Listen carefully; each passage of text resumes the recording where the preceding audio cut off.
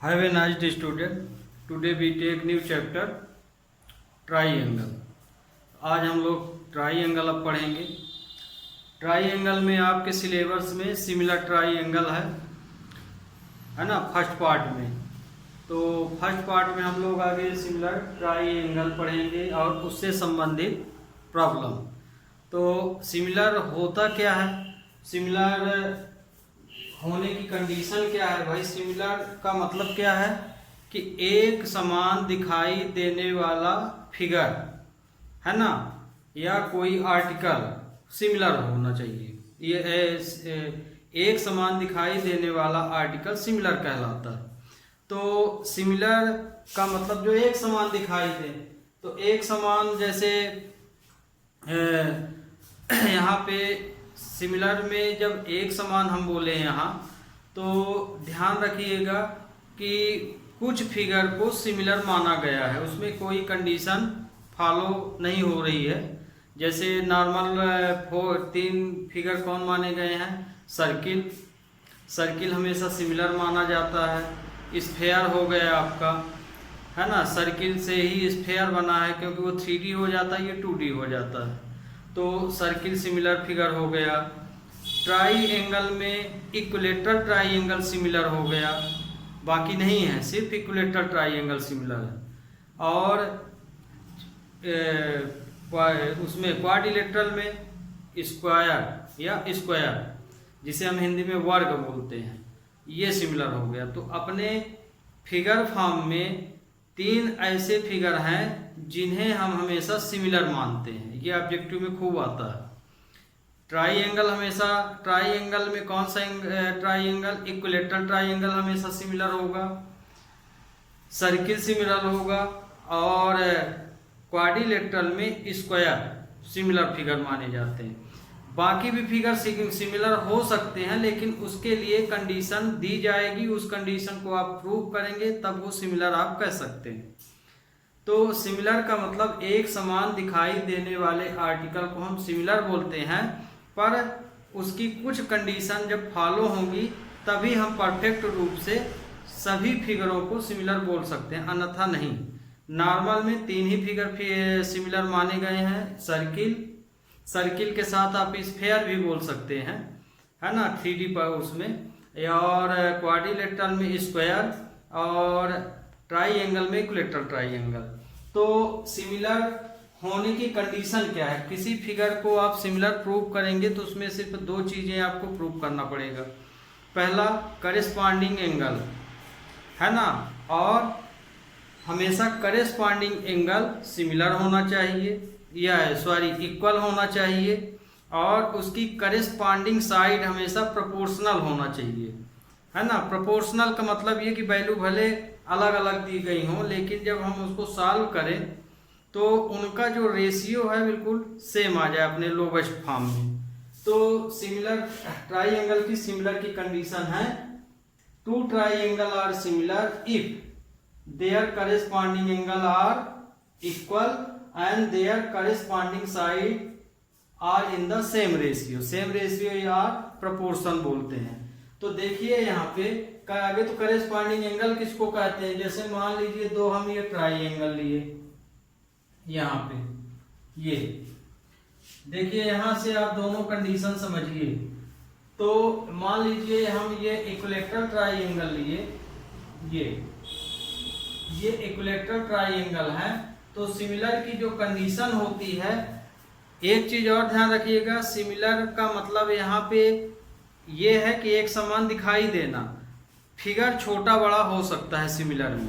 तो सिमिलर और कांग्रुएंस में डिफरेंस क्या है, कांग्रुएंस में भी तो यही होता है। तो कांग्रुएंस में क्या होता है कि फिगर एकदम एग्जैक्ट इक्वल हो, उसके हर एक पार्ट इक्वल हो, तो उसे हम कांग्रुएंस बोलेंगे। सिमिलर में क्या होता है कि साइज फिगर की बड़ी छोटी हो सकती है, लेकिन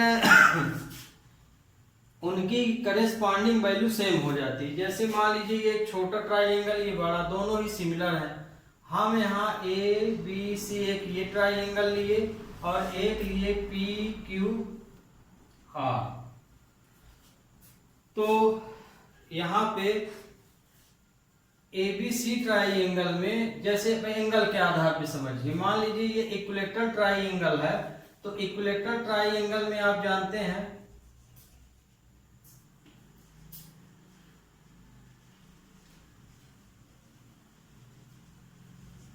इक्विलेटरल ट्राइंगल में कि अभी हम आपको बताएं कि इक्विलेटरल ट्राइंगल हमेशा सिमिलर होता है। तो अब इसमें आप ये समझेंगे कि करिस्पॉन्डिंग एंगल कहाँ है और करिस्पॉन्डिंग साइड लिखने का तरीका। तो जैसे ये वाला फिगर यदि हम इसके ऊपर रखें तो ए पॉइंट पी के ऊपर पड़ेगा, है ना, या कि इसको इसके ऊपर आप रखेंगे तो पी पॉइंट ए के ऊपर पड़ेगा, बी वाला क्यू के ऊपर या क्यू वाला इसके ऊपर, इसी तरह से सी आर पर पड़ेगा या आर सी पर पड़ेगा। तो जब हम इस फिगर को इसके ऊपर रखेंगे तो ए पॉइंट पी पे पड़ेगा, तो मतलब कि ए और पी करेस्पॉन्डिंग एंगल माने जाएंगे। तो यहाँ पे अब इक्विलेटरल ट्राइंगल में आपको पता है कि तीनों एंगल 60 के बनते हैं। तो जैसे ये भी 60 होगा, ये भी 60 होगा, ये भी 60 होगा, इसमें ये भी 60, ये भी 60 और ये भी 60। तो इसमें जैसे हम करेस्पॉन्डिंग एंगल को प्रूफ कर रहे हैं तो लिखने का हम आपको तरीका बता रहे हैं कि कैसे लिखना चाहिए। तो यहाँ पे करेस्पॉन्डिंग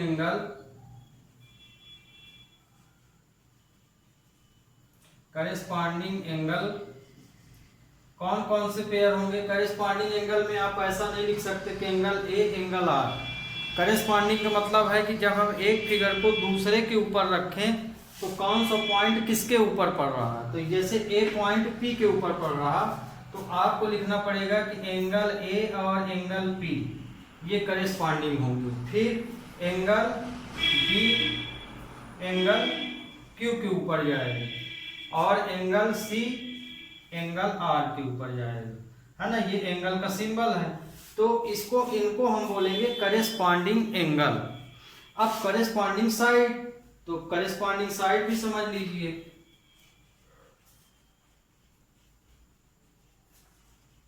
करेस्पॉन्डिंग साइड तो जिस तरह एंगल, तो जैसे हम यहाँ पे भी एंगल की बात किए तो ए पी पर पड़ा तो एंगल ए एंगल पी का करेस्पॉन्डिंग एंगल हो गया, इसी तरह बी क्यू का और सी आर का। अब साइड में जैसे ये ट्राइंगल यहाँ रखेंगे तो अब साइड में आ जाएगी, तो ए बी साइड किसके ऊपर पड़ेगी, पी क्यू के ऊपर।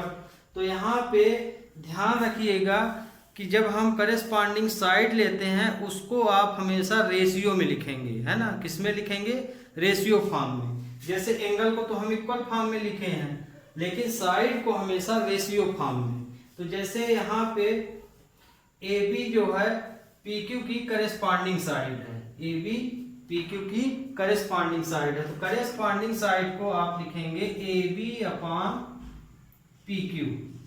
मान लीजिए आप इस फिगर को इसके ऊपर रख रहे हैं तो ये ऊपर रहेगा, इसलिए आप लिखेंगे A B upon P Q. अथवा या आर, मान लीजिए इसको नहीं रख रहे हैं, इसको रख रहे हैं तो ये वाली वैल्यू इसके ऊपर पड़ेगी, तो लिखेंगे P Q upon A B. दोनों ढंग से लिख सकते हैं।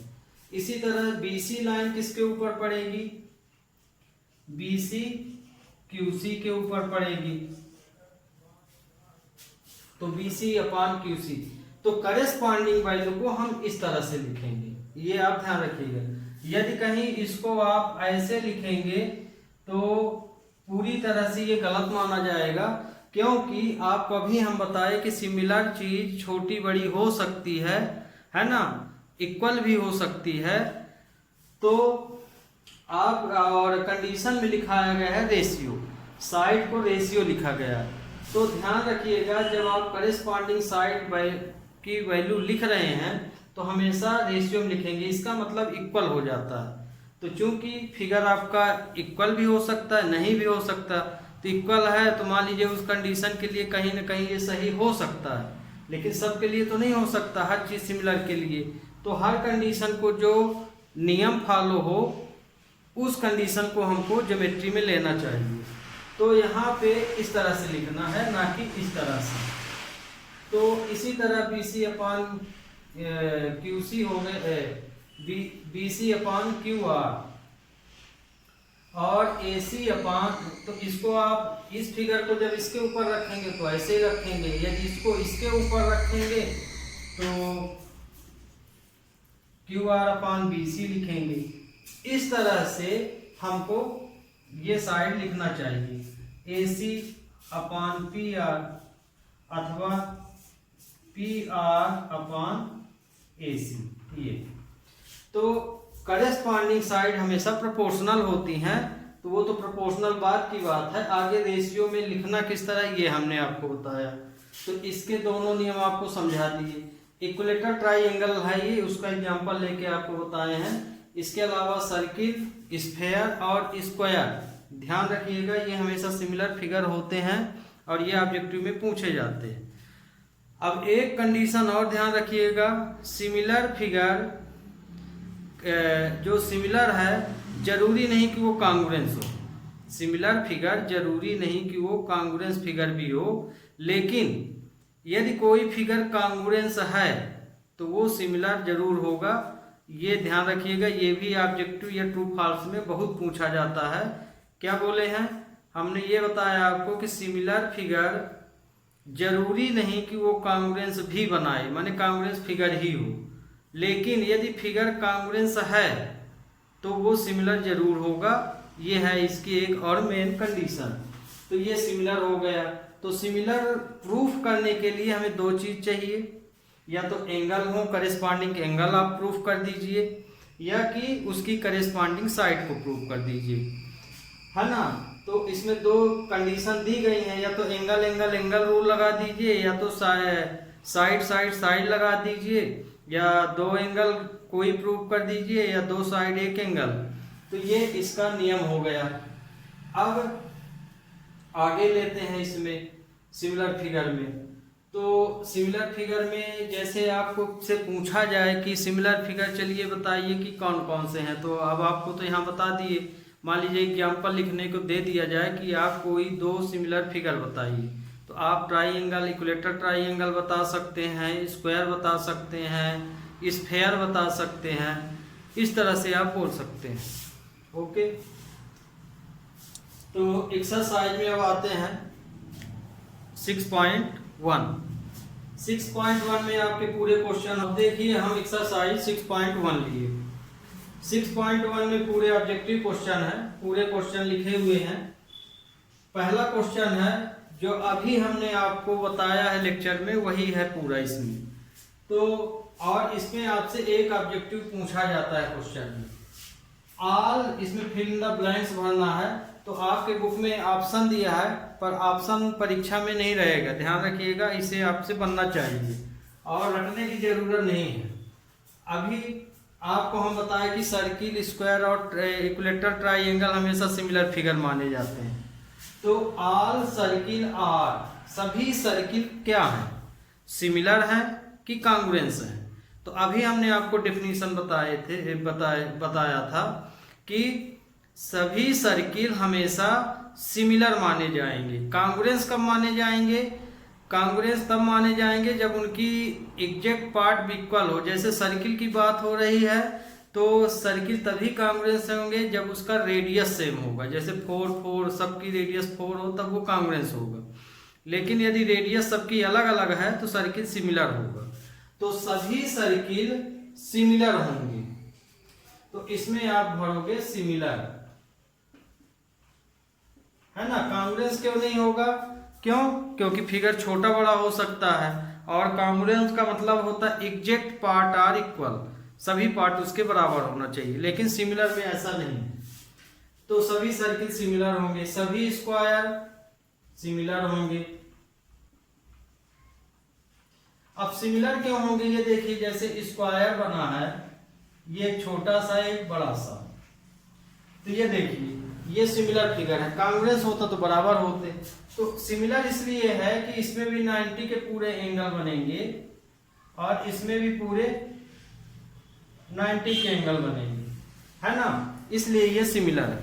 सर्किल क्यों सिमिलर है, क्योंकि सर्किल 360 का एंगल, एक राउंड में पूरा 360 एंगल घूम जाता है, तो मतलब सर्किल 360 का ये भी है, 360 का ये भी, यहाँ रेडियस से मतलब नहीं है सिमिलर में। सर देखिए सर्किल भी 360 के एंगल में जा रहा है, ये भी 360, चाहे छोटा हो चाहे बड़ा हो, तो ये भी सिमिलर हो गया।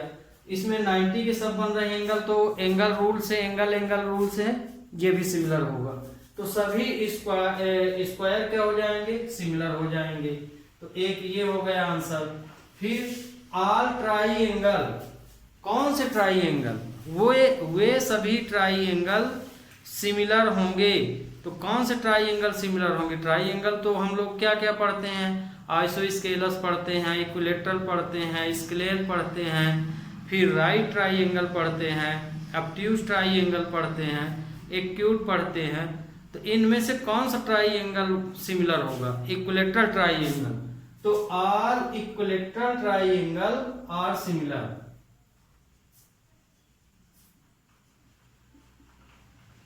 Equilateral triangle are similar. अब एंगल आपको बता दिए, ये इसलिए सिमिलर हो रहे हैं सब कि सभी के एंगल सेम बन रहे हैं। देखिए अभी आपको हम बताएं सर्किल क्यों सिमिलर बन रहा है, क्योंकि 360 का एक पूरा एंगल बन गया कंप्लीट एंगल। ये भी कंप्लीट एंगल में है, ये भी 360 है, भले चाहे छोटा सा हो चाहे बड़ा सा हो। जैसे हम एक छोटा सा पॉइंट लगा दें, एक बड़ा सा लगा दें, तो भी ये सिमिलर माना जाएगा। फिर स्क्वायर में आइए तो इसके भी सभी एंगल बराबर होंगे, बाकी क्वाड्रिलेटरल में ऐसा नहीं होता है, तो ये भी स्क्वायर भी सिमिलर हो जाएगा, है ना। साइड से मतलब यहाँ नहीं है, एंगल के आधार पे इसको, क्योंकि सिमिलर का मेन कंडीशन होता है एंगल, है ना। वो साइड तो प्रोपोर्शनल है तो वो सेकंड कंडीशन में है, पर मेन होता है एंगल। फिर इक्विलेटरल ट्राइएंगल में भी तीनों एंगल सेम होते हैं 60 60 60 के, इसलिए ये भी सिमिलर होंगे। तो जिन फिगरों का एंगल सेम निकल जाए तो मान लीजिए वो सिमिलर। तो अब ये वाले में two polygons of the same number of side are similar, दो पॉलीगन सिमिलर हैं किस कंडीशन में। अभी ये डेफिनेशन शुरू में आपको यही डेफिनेशन लगाई थी। मान लीजिए कोई आपसे पूछ दे सिमिलरिटी की डेफिनेशन बताइए, तो ये जो हम कंडीशन शुरू में आपको सिमिलर कंडीशन बताए थे वही आपको बताना है। if given figures corresponding angle are equal and side are proportional, then we are called similarity। तो सिमिलरिटी की कोई डेफिनेशन पूछे तो भी आपको यही बताना है, और कंडीशन कोई पूछे तो भी यही फॉलो करना है। तो फिगर सिमिलर तभी होगा जब उसकी करेस्पॉन्डिंग एंगल इक्वल हो और साइड हमेशा प्रोपोर्शनल हो, तो वो सिमिलर। तो two polygon of the same number of side, दो ऐसे पॉलीगन हैं जिनमें साइडों की संख्या सेम है, देयर करेस्पॉन्डिंग एंगल आर, तब उस स्थिति में करेस्पॉन्डिंग एंगल हमेशा क्या होते हैं, प्रोपोर्शन होते हैं कि इक्वल होते हैं। एंगल हमेशा इक्वल होता है और साइड हमेशा प्रोपोर्शनल होती है। तो एंगल्स आर इक्वल, यहाँ इक्वल आएगा, कहीं उल्टा भरोगे तो गलत हो जाएगा, और साइड आर प्रोपोर्शनल।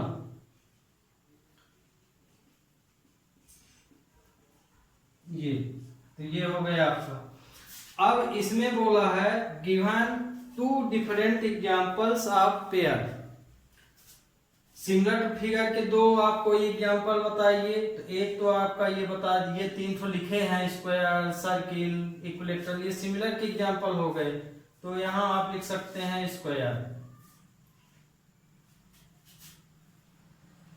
फिर दूसरा लिख सकते हैं सर्किल, तीसरे में ट्राइएंगल भी लिख सकते हैं,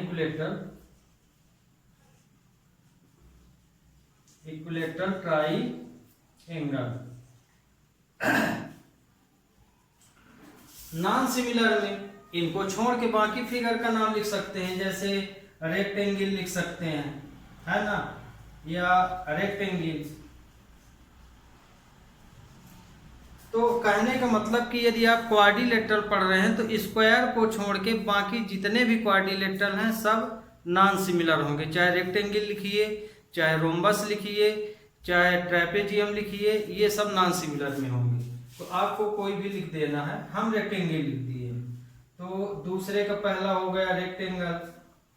ट्राइएंगल में ट्राइंगल में तो कौन सा ट्राइंगल, इक्विलेटरल ट्राइंगल के अलावा जितने भी ट्राइंगल हैं वो नॉन सिमिलर माने जाएंगे, है ना। यदि वो सिमिलर होंगे और उनको प्रूफ करना है तो हमको कोई ना कोई कंडीशन चाहिए, लेकिन हम जर्नल कौन से फिगर होते हैं उसके बारे में बात कर रहे हैं।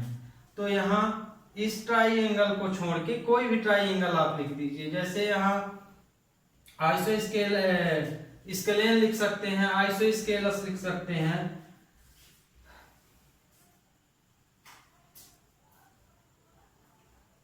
ऑल ट्राइंगल,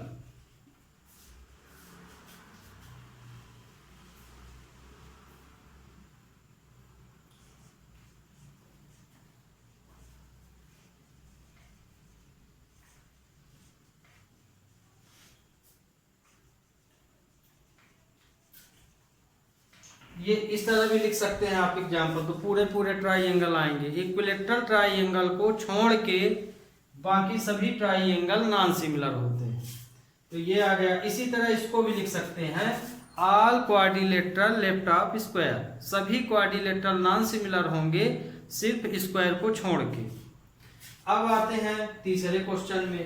तीसरे क्वेश्चन में आपको सिमिलर है फिगर कि सिमिलर नहीं ये प्रूफ करना है। फिगर दे दिया गया है, इन दोनों फिगरों को सिमिलर है कि नहीं सिमिलर है ये प्रूफ करना है। तो हम ऊपर का मिटाए देना है, हमें अब सिमिलर प्रूफ करना है। तो ये सिमिलर है कि सिमिलर नहीं, तो हम आपको शुरू में बताए हैं यदि सिमिलर प्रूफ करना है तो उस फिगर की करेस्पॉन्डिंग एंगल या करेस्पॉन्डिंग साइड ही आपको पकड़ना है। तो यहां देखिए इसमें साइड पूरे में 3 3 3 है, इसमें 1.5 1.5 1.5 1.5। तो पहली बात तो आपको यहाँ पे प्रपोर्शन के बारे में समझा दें। तो देखिए यदि आप यहाँ पे जैसे इस ट्राइंगल को हम इसके ऊपर, इसमें कुछ नाम कुछ दिया होगा, इसमें ABCD दिया है, ABCD। तो यदि हम इस साइड को हम देखिए, यहाँ पे आप लोग हो सकता है कि एंगल करके सॉल्व कर लिए हो, पर आपको प्रोपोर्शनल भी यहाँ समझ लीजिए भले सेम आए। तो हियर साइड्स आर गिवन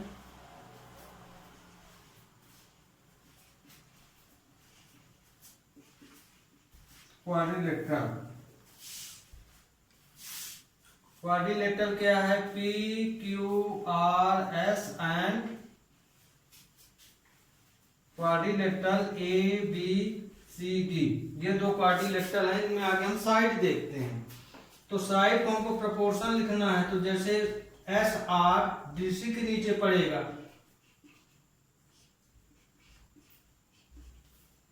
फिर PQ RQ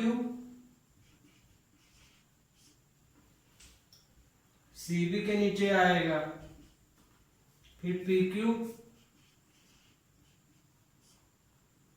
AB के नीचे,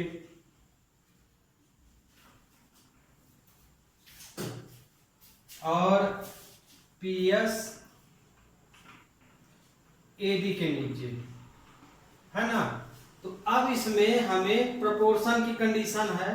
तो देखिए साइड के हिसाब से लिखे हैं, तो इनको रेशियो फॉर्म में लिखे हैं कि SR इसके नीचे जाएगा, है ना। तो मतलब SR DC की करेस्पॉन्डिंग साइड है, RQ जो है CB की करेस्पॉन्डिंग साइड है। ये ध्यान रखिएगा कि यदि आप इसको RQ लिखते हैं तो इसको भी हमें CB लिखना चाहिए। यदि आप इधर से नाम ले रहे हैं QR, तो फिर इधर से ही इसका भी नाम लिखना चाहिए। तो QR BC की करेस्पॉन्डिंग साइड हो जाएगी, PQ इसकी हो जाएगी, और इसी तरह से ये PS जो है इसकी हो जाएगी। तो इस तरह लिख लिए। अब यहाँ पे जो फिगर में साइड दी गई है उसको लिख लीजिए। तो यहाँ देखिए SR की साइड दी है 1.5 और DC की साइड क्या दी है 3। तो इसको हम कैलकुलेट करेंगे तो 15/30 आएगा, है ना। इसे कट करके भी लोवेस्ट फॉर्म तक जाना है, आपको ध्यान रखिएगा। आपको हमेशा क्वेश्चन में जो भी वैल्यू मिले उसे लोवेस्ट टर्म में कर लीजिए। इससे फायदा ये होगा कि आपका आंसर गलत नहीं होगा, क्योंकि लोवेस्ट टर्म के बाद तो नंबर कटेगा नहीं। ऐसे में बहुत बच्चों को धोखा भी हो सकता है। मान लीजिए ये तो सेम है, ठीक है आप लिख देंगे। कुछ ऐसे भी नंबर है जो सेम नहीं है, आपको रटा रटाया मिल गया तो आप लिख तो देंगे पर समझ में नहीं आएगा आपको। तो हमेशा नंबरों को कट करके, यदि कटे तो 15 से ये आया तो 1/2 इसका आंसर आया। ठीक, तो इस साइड की प्रोपोर्शनल साइड आई 1/2। फिर इसकी देख लीजिए, सब में वही दिया है क्वेश्चन में 1/3, सबकी वैल्यू वही दिया है, क्योंकि इसमें भी साइड सेम है पूरी और इसमें भी सेम है, तो 1.3। तो सभी का आंसर 1/2 1/2 1/2 आ रहा। तो ये देखिए जब हम इसको सॉल्व किए तो सभी के आंसर सेम आ रहे हैं, तो मतलब कि यहाँ साइड प्रोपोर्शनल तो है ना, तो प्रोपोर्शनल है साइड तो ये सिमिलर हो जाना चाहिए, लेकिन सिमिलर नहीं है क्योंकि एंगल भी तो सेम होना चाहिए। तो इसमें देखिए ये सिंबल आपका, ये जो सिंबल हम इस तरह से बनाते हैं, ये किसी भी एंगल में यदि ये सिंबल बनाते हैं तो हमेशा ये 90 का सिंबल होता है। और ध्यान रखिएगा, और मान लीजिए इस तरह से बनाए तो 90 से हट के माना जाता है जनरल तौर पर, लेकिन यदि आप 90 के एंगल में यही बना दिए तो गलत नहीं होगा।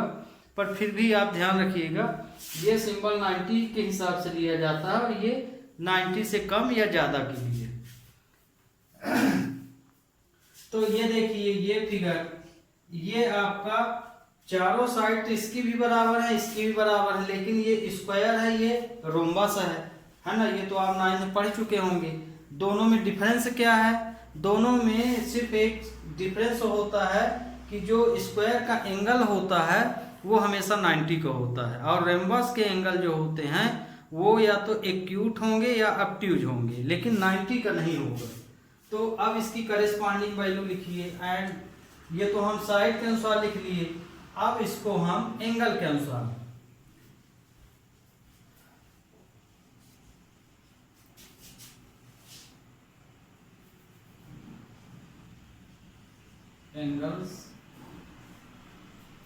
एंगल्स के अनुसार लिख रहे हैं, इसी ट्राइंगल के अनुसार। तो यहाँ देखिए एंगल एस डी के ऊपर पड़ेगा, तो angle S not equal to angle D, है ना। ये एंगल इसके इक्वल नहीं होगा क्योंकि ये 90 का एंगल है, ये ऑब्ट्यूज एंगल है। फिर एंगल पी नॉट इक्वल, ये एंगल ए के ऊपर पड़ेगा एंगल ए। फिर एंगल आर नॉट इक्वल, ये एक्यूट बन रहा है और ये 90 है सब में, एंगल सी के ऊपर पड़ेगा। इसी तरह angle Q not equal to angle B. तो चूंकि इनके इस फिगर के एंगल सेम नहीं है, इसलिए ये जो फिगर दिया गया है वो सिमिलर नहीं होगा। गिवन फिगर का नाम लिख दीजिए P Q R S, not similar to quadrilateral A B C D. तो ध्यान रखिए सिमिलर का साइन क्या होता है, ये सिमिलर का साइन, ये साइन क्या है सिमिलर, ये सिमिलर का साइन है, साइन भी आपको बीच में लगाना पड़ेगा, ठीक। और ये वाला साइन इस तरह देखिए, सिमिलर में कहीं कहीं इस तरह भी मिलता है, ये दोनों साइन ध्यान रखिएगा, ऐसा भी लगा होता है, ये सिमिलर होता है, ये भी सिमिलर है, ये भी, ये भर लगाएंगे तो भी सिमिलर माना जाएगा और ये लगाएंगे तो भी सिमिलर माना जाएगा। जनरली हम लोग यही भर लगाते हैं, पर ध्यान रखिएगा सिमिलर ऐसे भी बन सकता है। और ये कॉन्ग्रुएंस का साइन है,